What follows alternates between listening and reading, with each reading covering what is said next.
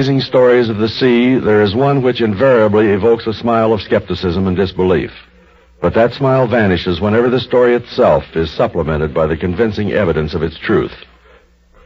The New York Sun of October 9th, 1931, published a complete account of the incredulous affair. Here is that story.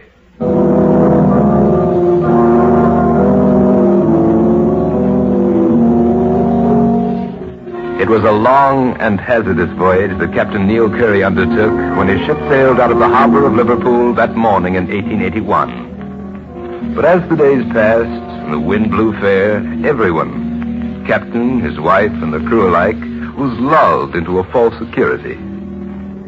And then, on a certain night, when the ship lay 1,500 miles off the coast of Mexico, catastrophe struck. Captain Curry! Captain, sir! In the galley, sir! Fire's broken out! Long before the captain and his wife reached the galley, the smell of smoke stung their nostrils. And when they arrived, the flames were already consuming the walls and creeping hungrily out into the other parts of the hold. It's no use, sir. We can't stop it. All right, Wheeler. Give the order to abandon ship. There were only 3 lifeboats, and they were pitifully frail.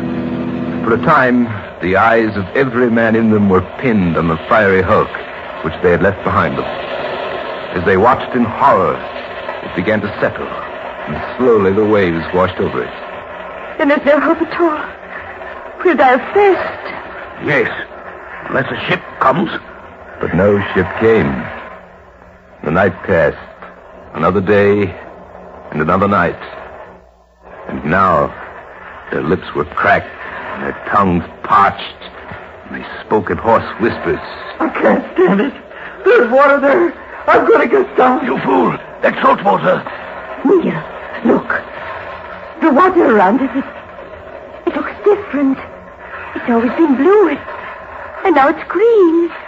Well, it looks like the water in a pool or a lake. Neil, I'm going to try. Captain Curry bent forward and seized his wife's arm. But he was too late. She had dipped her hand into the sea, and now her fingers were in her mouth. It's fresh water! There's no salt in it! We can drink it! Captain Curry's wife had not gone mad. There, in the midst of the ocean, the captain and his crew leaned over the sides of their boats and drank their fill. And when their thirst was slaked, they took up their vigil again with renewed hope. And when at last a ship appeared and they were taken aboard, they knew that they owed their lives to a miracle without parallel in the history of the sea. A miracle incredible but true.